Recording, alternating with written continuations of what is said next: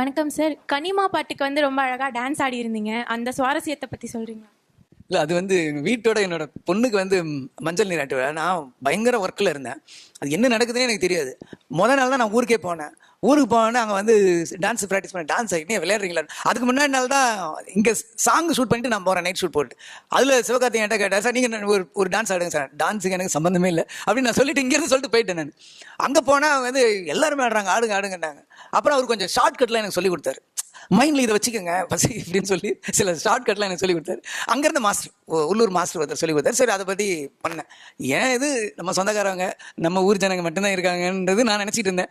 அது வெளியில் நான் இங்கேருந்து ஊர்லேருந்து கிளம்பி வரேன், எனக்கு மாறி மாறி மாறி மாறி வந்துகிட்டு இருக்கு. அப்புறம் தான் தெரியுது, ஓ இதை மறந்துட்டேன் மேடா அப்படின்னு நினச்சிருந்தேன். ஏன்னா இந்த மாதிரி 2 கேமரா இருந்தது. ஸோ அதில் எடுத்து அதை ஒரு சேனலுக்கு அனுப்பி அது யூடியூப்பில் வந்து அது வைரல் ஆகுன்றது நான் இப்போ நீங்கள் கொஸ்டின் கேட்பீங்கன்னு எனக்கு தெரிஞ்சுதான் நான் பண்ணியிருக்க மாட்டேன். ஸோ அது ஒரு எதிர்பாராத ஒரு விஷயம் தான்.